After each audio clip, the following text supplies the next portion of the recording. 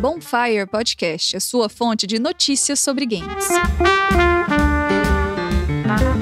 Olá a todos, sejam bem-vindos ao Bonfire Podcast. E dentro dos próximos minutos, nós estaremos atualizando você dos principais acontecimentos da semana no mundo dos games. Estamos aqui mais uma vez, nesse é o nosso bate-papo número 12. Hoje é dia 31 de março de 2025. Eu sou o Diego, estou com meu co-host, Cauê Bonite, e nosso mestre das informações, Daniel Finamor. Essa semana a gente vai falar bastante da Nintendo, já que teve o Nintendo Direct na quinta-feira passada. Vamos falar também da Ubisoft, que abriu uma subsidiária com a Tencent. Vamos falar de um jogo que é o The Sims Killer, que chegou com tudo aí. E vamos falar também da relação da Netflix com o mundo dos videogames. Bom dia, boa tarde, boa noite, Diegão. E a gente vai falar, dessa novela aí da Ubisoft que parece ter chegado ao fim, porque agora que o Assassin's Creed Shadows finalmente foi lançado, esse papo de vende, não vende da Ubisoft parece que acabou também. Boa noite, Bicote. Boa noite, Diego. Boa noite, querido ouvinte. Cauêzinho, eu tenho duas coisas pra te falar, cara. A primeira é que você tá bastante chateado em ter que falar da Nintendo hoje, que esqueceu de dar bom dia para os ouvintes. E a segunda é que você ainda tá chateado porque provavelmente não vamos falar mais tanto da Ubisoft aqui a médio prazo. Vai ser o meu pior programa de todos até hoje. Cauê, então vamos começar com a Ubisoft, cara. Explica pra gente o que aconteceu. A Ubisoft vendeu Assassin's Creed pra Tencent, é isso mesmo? Então, Diego, vendeu e não vendeu, né? Como tudo na Ubisoft é meio obscuro os acontecimentos que lá, mas antes de dar continuidade aqui, eu vou me retratar e dar aqui o meu bom dia, boa tarde, boa noite também pro ouvinte, pra todos vocês aqui de bancada, pro nosso querido diretor e especialmente pra você, Xuxa. Vamos lá então, a Tencent investiu 6 bilhões de reais, o que dá 25% de uma nova subsidiária. Ou seja, ela e a Ubisoft vão criar uma outra empresa, tipo um terceiro estúdio que vai ter aí envolvimento de ambas, sendo que a Ubisoft vai ter a maior parte, a Tencent um pouco menor, porém a Ubisoft vai entrar com as propriedades intelectuais dela, né? E ninguém investe um valor desse tamanho à toa. Então, a Ubisoft que já vinha cambaleando aí nos últimos lançamentos, teve o Assassin's Creed aí, que foi aparentemente bem sucedido, é uma IP gigantesca, né? Talvez a maior da empresa. Então, a Tencent tem também seu interesse por detrás desse investimento e a gente pode ver que é um novo modelo aí, né? De parceria, pode ser uma novidade interessante para a indústria como um todo. Esse acordo permite que a Tencent tenha uma influência maior dentro da Ubisoft, lembrando que ela já era acionista minoritária da Ubisoft como um todo, e também faz com que a família Guillemot continue tendo ali seus poderes, já que isso é um grande problema dentro da empresa, né? Que eles não querem abrir mão do seu capital de influência lá da Ubisoft. Essa parceria vai prever a concessão de licenças de propriedade intelectual em troca de royalties e indica aí uma colaboração estratégica de longo prazo. E como opinião pessoal, Diego, eu diria que a Ubisoft deve ter um interesse aí também em conseguir desassociar um pouco as suas marcas intelectuais da sua marca como empresa, que já é uma empresa, vamos dizer assim, bem queimada no mercado. Eu tô jogando Assassin's Creed Shadows, estou realmente impressionado com o jogo e, sinceramente, eu acredito que se ele fosse de uma outra empresa, e não a Ubisoft, que é tão mal vista no mercado atualmente, ele teria uma nota e uma recepção bem mais positiva. Então, de repente, lançar um outro Assassin's Creed daqui a alguns anos e não ter só a marquinha Ubisoft lá, ter um Tencent também, pode ser que seja um bom negócio. E além disso, uma outra informação que estava sendo veiculada é que os créditos do Assassin's Creed Shadows têm 2 horas de duração, o que indica que é um jogo muito inchado, né? Precisou da participação de muitos estúdios para ser feito. A Tencent é gigantesca, tem um monte de estúdios lá. De repente, pode ser uma forma também deles utilizarem esses estúdios, tendo um investimento menor aí para o que eles precisam terceirizar. Parece ser uma boa coisa, mas realmente vamos ter que esperar para ver, porque no momento é só palpite. Sensacional, cara. Vamos aguardar aí os próximos capítulos dessa novela. Dependendo da Ubisoft, ano que vem a gente já vai saber, né? Porque eles gostam de lançar Assassin's Creed todo ano. E Cauê, sabe quem que não tá precisando criar uma subsidiária pra gerar investimento porque tem quase 11 bilhões de dólares em caixa e nenhuma dívida? Claro que eu sei, a gente tá falando da Band. A Band, o dinheiro que ela tinha em caixa, cara, foi pros carros lá do CEO. Mas eu tô falando da Nintendo, que na última quinta-feira apresentou pra gente o Nintendo Direct com novos trailers, incluindo Metroid Prime 4, Pokémon Legends ZA, e também tivemos um anúncio do remake do Dragon's Quest 1 e 2 HD 2D. E a continuação do Tomodachi Life, agora intitulado Living the Dream. E o Metroidvania da Bandai, chamado de Shadow Labyrinth. Então, como é muita coisa, eu vou separar aqui em partes, né? E vou contar aí com a ajuda do nosso querido diretor aqui, o Hiroutz, que os ouvintes mais assíduos devem saber que é um cara que manja muito da Nintendo. Fanboy. Bom dia, meus amigos, bom dia, ouvinte. E Diego, é impressionante a capacidade da Nintendo em fazer barulhos com anúncios de jogos com quase 30 anos ou com mais de 30 anos. Como é o caso do Pokémon, que é de 1996, e do Metroid, que foi lançado em 1986. É um pouco mais novo do que o Finamor, mas tá aí ainda.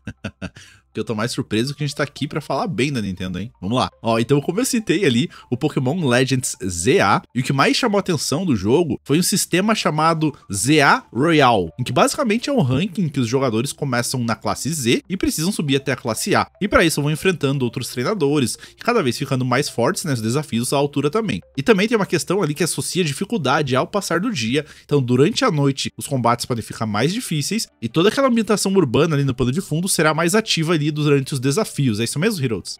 Então, Diego, a Game Freak, ela é bem malandra, porque esse sistema de treinadores cada vez mais forte, ele parece novo, mas ele já existe nos jogos há muito tempo. Ele lembra os Battle Frontiers ou os Battle Trees dos outros jogos. Na verdade, cada jogo da franquia, desde o Emerald, se eu não estou enganado, tem um sistema desses. Isso aí é basicamente o endgame dos jogos Pokémon. É ali que você pode enfrentar o Ash, enfrentar o Red e os treinadores mais emblemáticos de toda a franquia, se você conseguir chegar no topo e enfrentar os mais fortes. Massa, cara, massa. Eu sei que você vai jogar e vai contar tudo pra gente aí de como é que funciona esse sistema. Mas agora vamos falar do Metroid Prime 4 Beyond, tá? Que após anos de silêncio aí, a gente teve mais informações e ele apareceu agora no evento, num trailer que mostra a Samus agora com poderes psíquicos, tá? Então, esse vídeo, ele mostrou a protagonista ali usando umas habilidades capazes de controlar disparos, de abrir portas, de ativar alguns mecanismos. Então, o jogo continua com uma jogabilidade em primeira pessoa e o lançamento aí tá previsto pra 2025. Ô, Diego, a franquia Metroid, ela é tão velha, ela é tão antiga e tiveram aí vários jogos, né, com nomes tão diferentes que o pessoal se confunde um pouco. Deixa só eu trazer um pouco de luz aqui pro ouvinte. A série clássica, aquela que é feita em 2D, né, com o estilo Super Mario, ela é lançada até hoje desse jeito. Mas lá em 2002, a Nintendo ela lançou a série Prime, que são jogos em primeira pessoa. Então toda vez que você vê o Prime no nome do Metroid, vai ser o jogo,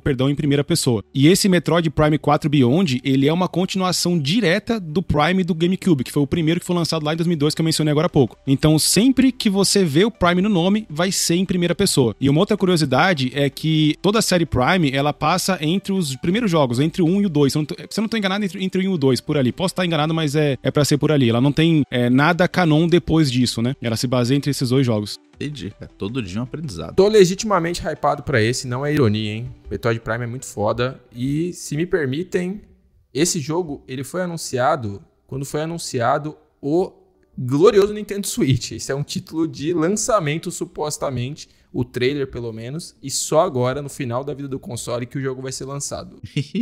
Eu joguei o Metroid Prime 3, acho que é o Corruption, o nome dele, no Wii, no Nintendo Wii, e foi muito legal a experiência com aquele controle do Wii, foi algo, na época, muito inovador, foi muito incrível aquele jogo.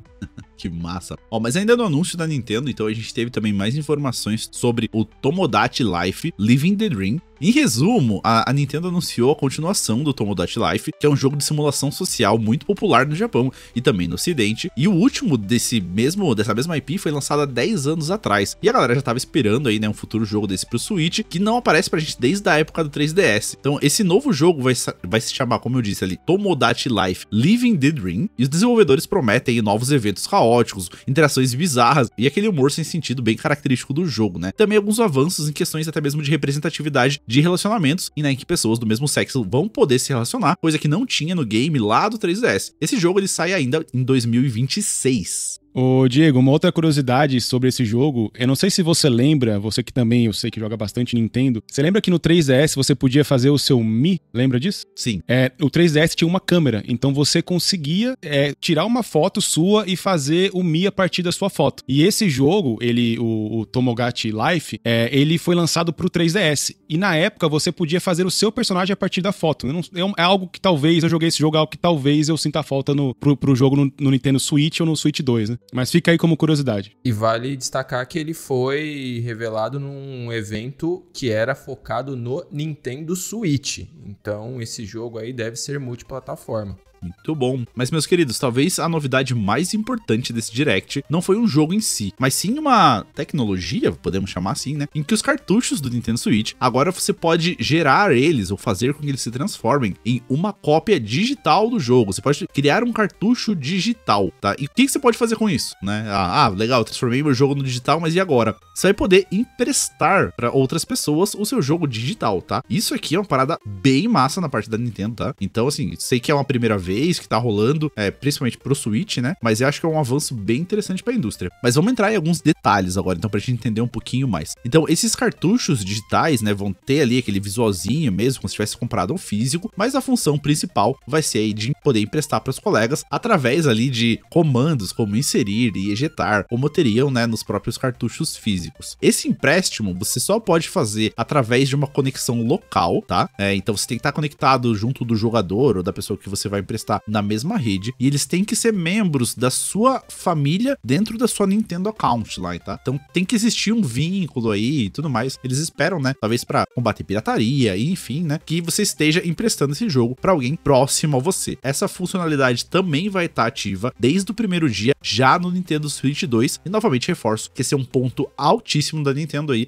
nessa grande indústria de consoles. E trazendo aí a última notícia da Nintendo, a gente teve um evento essa semana que causou um burburinho na internet aí, que foi a data oficial de lançamento do filme live action do The Legend of Zelda, que está anunciado para o dia 26 de março de 2027. E olha só que curioso, a produção vai ser feita em parceria com a Sony e vai ser dirigida pelo Wes Ball. E a Nintendo promete aí uma abordagem talvez um pouco mais sóbria, inspirada nas obras do Miyazaki, né, que é ilustrador do estúdio Ghibli lá. Com certeza ele não vai fazer no ChatGPT. Eu não teria tanta certeza assim. Né? Que é um dos estúdios aí mais respeitados do mundo.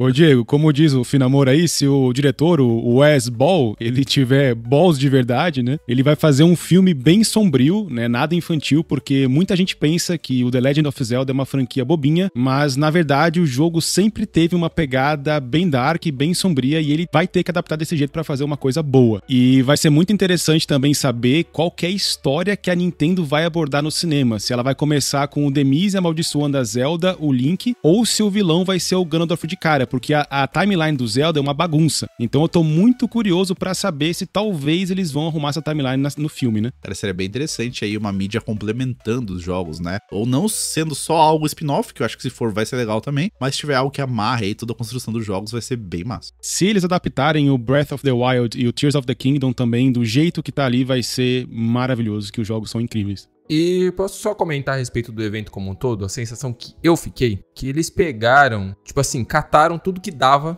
pra fazer esse evento, antes do evento do Switch 2, única e exclusivamente pra revelar o aplicativo deles, para no dia seguinte eles anunciarem o filme e todo mundo ficar agora, tipo assim, olhando o aplicativo a cada 5 minutos e ativando as notificações.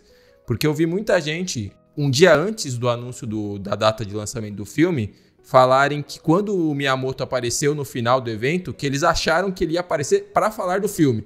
E aí foi para apareceu para falar do app, todo mundo ficou meio decepcionado, e aí no dia seguinte, cara, Nintendo é foda. No dia seguinte eles usam o app para falar do filme, e agora todo mundo tá esperando notícias bombásticas através do aplicativo deles. Parabéns, Nintendo.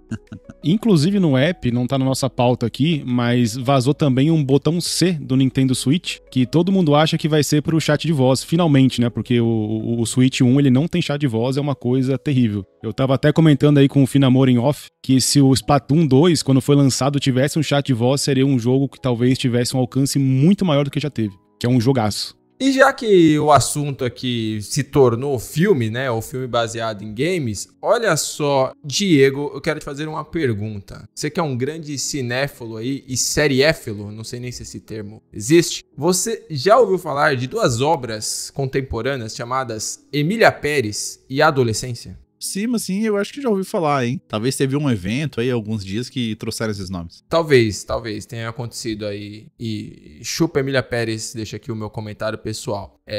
O filme, tá, gente? Por favor, não cancelem o programa.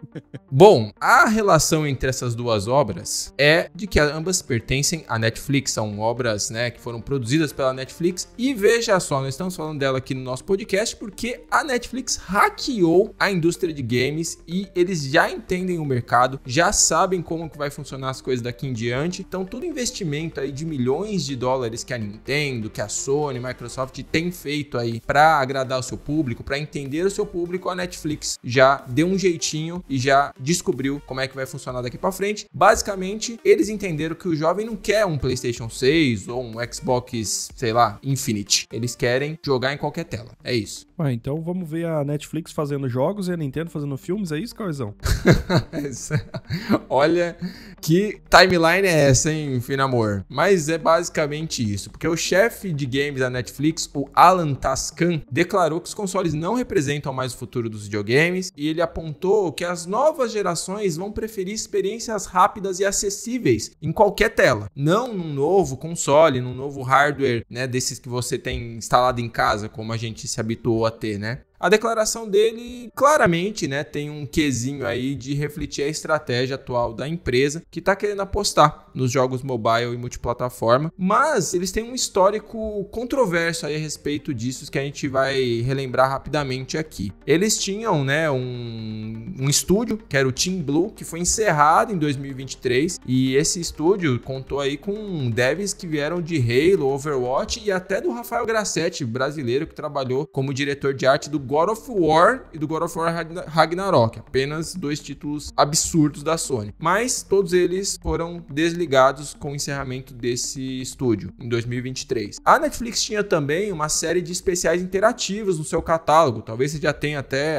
curtido alguns deles aí, né? Alguns inclusive da famosa série Black Mirror. E atualmente só 4 seguem ativo, eles tinham dezenas deles. E agora, para fechar aí essa série de acontecimentos relacionados aí a essa estratégia discutível, há também relatos de cortes do Night School Studio, que foi adquirido pela Netflix em 2021. E o que joga a favor da empresa, que eles lançaram recentemente o Squid Game Unleashed, né, da famosa série Round 6, que é um game mobile, e a série WWE 2K foi garantida com exclusividade pela plataforma. Então agora vamos esperar para ver os próximos movimentos, mas segundo o Alan aí, a Netflix é que vai dominar o mercado no futuro próximo. Ah, não era uma piada? Eu ri aqui. O tempo dirá. Olha só, a timeline cada vez mais esquisita. Netflix e Ubisoft dominando o mercado e a Nintendo fazendo filme. Mas, Finamor, agora me fala, cara, você que é um pai aí de 3 filhos e um homem bem ocupado no seu dia a dia aí, você jogaria um jogo de simulação de vida aí no estilo de The Sims? Cara, eu já jogo uma simulação de vida estilo The Sims o dia todo. Imagina eu chegar em casa e jogar outro jogo de simulação de vida. Sabe o que isso me lembra? Já viram o The Office, quando o glorioso Dwight, ele vai jogar o Second Life e aí ele cria um personagem que é idêntico a ele, só que voa no videogame, faz a mesma coisa. Ele tem a mesma empresa, a mesma roupa, a mesma namorada, mas ele voa, é a única diferença. É igual aqueles caras, né, que são caminhoneiros aí, dirige caminhão o dia todo, chega em casa vai jogar Euro Truck Simulator. Simulador não é jogo, segundo alguns membros da Bonfire, hein? Bom, mas vamos lá, foco, galera. E Dan, eu vou te perguntar isso porque tem um jogo coreano que já estão chamando aí de The Sims Killer pelo realismo que ele traz, tá? O The Sims nunca teve um grande rival que realmente o ameaçasse, mas o Inzoi parece que tá tão realista, cara, que tá assim, tá avançando por cima do The Sims e tá deixando ele pra trás. E a gente viu isso num aumento na lista de desejos na Steam, que esse jogo, o Inzoi, superou o Hollow Knight Silksong, tá? Que a gente até teve aí um movimento também nessa semana, mas o Inzoi, cara, parece que tá ocupando ainda mais espaço. Mas vamos pros detalhes agora, só pra gente ter uma ideia do quanto esse jogo tá crescendo. Ele ganhou, essa semana, cerca de 50 mil seguidores, né, totalizando aí ele com quase 250 mil. E esse jogo, ele mostra, né, ser claramente aí um concorrente direto nesses simuladores de vida, só que ele traz uma personalização muito mais avançada que o The Sims tem hoje, tanto pros seus personagens quanto pro ambiente. Então esse jogo, ele usa aí uns gráficos extremamente realistas, ao mesmo tempo isso demanda muito mais das máquinas, máquinas, né? Então a gente tá vendo também aí o pessoal falando, pô, quem que é a galera e os milionários que estão conseguindo jogar, porque você precisa ter uma placa de vídeo pelo menos decente pra tancar um pouco do jogo, tá? Porque além dessas aparências, né, e da personalização, o jogo traz um passo a mais. Ele integra uma inteligência artificial dentro do jogo para você poder importar texturas e personalizar os objetos dentro do jogo com texturas de fora do jogo, tá? Você também pode pegar fotos reais e transformar em objetos 3D lá dentro, o que também é bem surpreendente. Mas uma coisa que eu vi que eu achei muito da hora é que você pode criar aí os emoticons do seu personagem, as pequenas animações, a partir de movimentos que você faz. Então você abre a câmera do seu PC, faz aquela dancinha do Fortnite lá, e daí salva, e o jogo replica isso no seu personagem.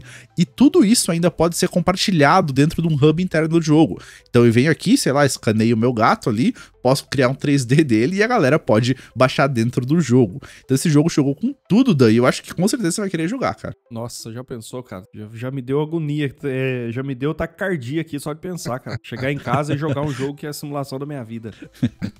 Ó, mas se tem que você passar o chefe do Finamor pra dentro do jogo e o Finamor. Olha, se streamar e colocar os dois pra interagir lá, ficar show. Aí ele vai gostar.